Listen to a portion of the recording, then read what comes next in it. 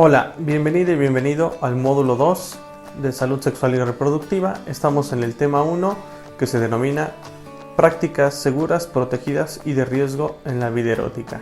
Este es un tema de vital importancia para poder conocer y compartir con las y los adolescentes, sobre todo porque muchas y muchos de ellos realizan prácticas de riesgo, entonces son más propensas y propensos a contraer infecciones de transmisión sexual y en algunos casos también embarazos no planificados. Para empezar, vamos a ver el concepto de prácticas seguras.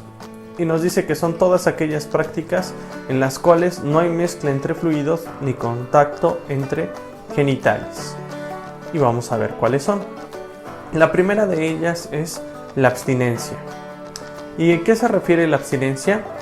Menciona que es una opción respecto al ejercicio sexual en el que no se le tiene ningún tipo de contacto sexual coital, ni autoerotismo o como se le denomina comúnmente masturbación, ni contactos que lleven al placer. En nuestra sociedad se puede creer que nadie en la actualidad puede practicar la abstinencia, sin embargo es muy común entre personas jóvenes que se lo van proponiendo por metas, es decir, no es que toda su vida se mantengan en la abstinencia, sino más bien que se van fijando metas a corto plazo. Por ejemplo, iniciar su vida sexual o no tener ningún contacto que lleve al placer hasta que termine la preparatoria, hasta que termine la universidad. Entonces esas metas se van estableciendo y es una práctica que hoy en día es común. La siguiente práctica es la fidelidad y es una práctica segura porque si bien sabemos que entre mayor número de parejas sexuales hay mayor posibilidad de contraer infecciones de transmisión sexual, por eso es importante que la fidelidad sea un contrato que se haga verbal entre los miembros de la pareja, es decir, que se haga de manera explícita, que se llegue a un acuerdo que entre solo los miembros de la pareja se tengan encuentros sexuales. El siguiente tiene que ver con la práctica autoerótica o que es muy común, como lo mencionaba hace un rato, se le conoce como masturbación. Siempre y cuando se tengan las manos limpias, si bien hay contacto entre mano y genital, si las manos están sucias, puede haber una infección, aunque no es de transmisión sexual, pero sí es una infección. Por lo tanto, hay muchas preguntas alrededor de la práctica autoerótica. En adolescentes llegan a preguntar si es bueno o es malo. En sexualidad no se mide como bueno o malo este tipo de comportamientos, simplemente es una conducta que se puede elegir hacer. También preguntan ellos con qué frecuencia lo puedo hacer y el número de veces. Tampoco existe frecuencia ni número de veces, depende de cada persona. Sin embargo, hay 3 reglas importantes. La primera, se deben tener las manos limpias. Esto evitará que podamos contraer alguna infección. La segunda y muy importante, que se haga en un lugar privado, es decir, en algún espacio de su hogar, puede ser su cuarto o en el baño. Y es importante hablar de estos temas con personas adultas, porque muchas veces en casa son aquellas personas quienes interrumpen estos espacios de las y los adolescentes, recordando el desarrollo sexual de las y los adolescentes en el grupo de 10 a 19 años en la parte erótica. Sobre todo de 10 a 14 años es cuando con mayor frecuencia y en mayor número de adolescentes practican el autoerotismo. ¿Qué pasa si un adolescente lo realiza en el salón de clases, en el patio de la escuela, en el transporte público, en el cine, en el parque? Ahí ya está transgrediendo a terceras personas y por lo tanto es importante que se busque un apoyo para él. Como lo he dicho en anteriores cápsulas, es importante que lo refieran con una sexóloga o con un sexólogo para que puedan ver qué está pasando con este adolescente. Es muy común que en las escuelas se llegue a realizar este tipo de práctica. Si lo detectan, pues lo pueden referir al área del sector salud que tenga especialistas en el área sexológica. Y la tercera es que no interfiere en su vida cotidiana, es decir, que no dejen de hacer cosas por autoerotizarse. Por ejemplo, que dejen de estudiar, de hacer tarea, de dormir, de salir con familiares o de comer. Si está interfiriendo en su vida cotidiana, es un problema y entonces tienen que acudir también con un especialista. ¿Hay beneficios por la práctica autoerótica? Claro que sí, existen beneficios, se liberan neurotransmisores que generan una sensación de placer y además también puede servir para liberar el estrés. Es importante que se haga de manera privada, como ya lo mencioné. La siguiente práctica segura se le denomina besos, caricias y masajes, lo que comúnmente llaman los adolescentes como faje. Es una práctica segura siempre y cuando no se haga por debajo de la ropa ni exista un contacto directo entre genitales. Muchos adolescentes al momento de realizar un faje lo hacen por debajo de la ropa, lo hacen desnudos o hay contacto directo mano-genital y esa ya es una práctica de riesgo. Por eso dice besos, caricias y masajes, no dice que se tienen que quitar la ropa y eso hay que aclararlo con las y los adolescentes. Además, algo de lo que se trabaja en sexualidad es desgenitalizar el placer. Se cree que solamente a través de los genitales se puede obtener un placer y eso es falso. El órgano más importante para que podamos experimentar placer es el cerebro y el órgano más extenso que tenemos es la piel. Por lo tanto, este tipo de práctica, además de ser segura, es muy placentera entre adolescentes y así están previniendo tanto embarazos como infecciones de transmisión sexual. Por otro lado, tenemos las prácticas de riesgo, que son aquellas donde existe un contacto entre genitales y fluidos y por lo tanto hay un mayor riesgo de contraer infecciones de transmisión sexual. O en su caso también puede ser de embarazo. Para contrarrestar estas prácticas existen las prácticas protegidas y estas son aquellas prácticas donde se establece barreras como el condón o barreras de látex que impiden un contacto directo entre genitales y una mezcla entre fluidos. Es decir, vamos a realizar este tipo de práctica protegiéndonos de no contraer una infección. La primera de ellas es la penetración digital.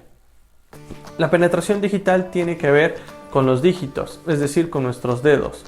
Cuando introducimos un dedo en algún orificio, bien puede ser en el orificio vaginal o en el ano. Es muy común que entre adolescentes, personas jóvenes o incluso personas adultas, durante el faje, antes de una penetración o durante una penetración, hagan este tipo de práctica. ¿Cómo la pueden volver protegida? Utilizando guantes de látex o bien pueden utilizar dedales. Estos los venden en la sex shop. La siguiente práctica de riesgo es la penetración, que es la más común. Puede ser penetración vaginal o penetración anal.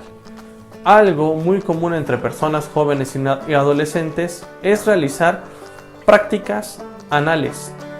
Realizan penetraciones anales aludiendo que así siguen conservando su virginidad y por otro lado que pues si hay una práctica o una penetración anal pues no van a embarazar a su pareja. Eso es correcto, sin embargo se corre el riesgo de contraer una infección. A veces no de transmisión sexual, recordando que el ano está lleno de bacterias, por eso es importante que se ponga una barrera. El condón. Puede utilizarse el condón masculino para penetraciones anales o vaginales. Pero además, para las penetraciones vaginales existen los condones femeninos. El único efecto secundario es que la persona o la pareja sean alérgicos al látex. Para eso también hay gama de condones de otro hule que se llama poliuretano. La siguiente práctica es la felación. Y esta es cuando se estimula el pene con la boca. También es una práctica muy común que se realiza durante un faje, antes de una penetración o durante el encuentro sexual. Sin embargo, es importante que se use protección. Para eso existen los condones de sabor o bien pueden utilizar un condón natural, pero pueden utilizar lubricantes o algo que se les venga a la mente y que no dañe el látex. Pueden utilizar alguna sustancia que le pueda dar sabor, que sea comestible y que no dañe el látex. Lo importante es que este tipo de práctica se haga con condón para que sea protegida. Imaginemos si este pene tiene herpes genital y se estimula con la boca, pues obviamente este herpes va a pasar al área de la boca, lengua o labios. Por eso es importante la protección. La siguiente práctica de riesgo es Cunilingus es cuando se estimula la vulva con la boca. También es una práctica muy común entre adolescentes y muchos de ellos no saben qué pueden utilizar para proteger. La protección va a ser cuadros de látex. Estos cuadros o fundas de látex los venden en la sex shop y esta misma protección nos va a servir para la siguiente práctica de riesgo, que es el beso negro. El beso negro es cuando se estimula el ano con la boca. También es una práctica común en cualquier tipo de pareja a cualquier edad y que se debe hacer con protección, con los cuadros de látex. Si no se tiene los cuadros de látex, pueden ocupar CleanPack, que es este plástico con el que se ocupa para envolver las verduras o las tortillas o la carne, que lo venden en el centro comercial o en algunas tiendas grandes. Es importante que hacer hincapié en adolescentes que tiene que ser nuevo y limpio. También tienen la alternativa de que si no cuentan con cuadros de látex o CleanPack, pueden utilizar un condón masculino. ¿Y qué es lo que van a realizar? Van a desenrollar todo el condón y lo van a cortar a lo largo y va a formar como un rectángulo parecido a los cuadros de látex que se va a colocar en la vulva para que se haga la práctica o en el ano para realizar la práctica. Lo importante es que se haga protegida. También existe una práctica muy común que se denomina el paso de la muerte, que implica que se está haciendo una penetración vaginal y después se pasa una penetración anal o viceversa. Este tipo de práctica, si hay un acuerdo entre la pareja en que se va a llevar a cabo durante el encuentro sexual, se tiene que cambiar el condón. Si bien la persona que está usando el condón y está haciendo la práctica vaginal y luego hace la penetración anal va a estar protegido, pero su pareja no lo va a estar, pues las bacterias que están en la vagina, imaginemos que tenga una infección por hongo, una candidiasis, pues ese hongo lo va a pasar al ano. O viceversa, si está haciendo una penetración anal y luego pasa a hacer una penetración vaginal, las bacterias que están en el ano las va a pasar a la vagina.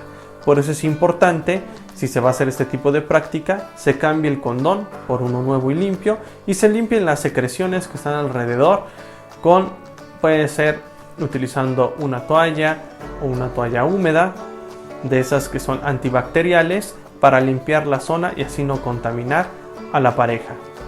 Es importante este tipo de prácticas. No es que los limitemos y les digamos a las y los adolescentes que no las realicen, sino por el contrario, que los informemos y las informemos para que realicen prácticas protegidas en su vida erótica.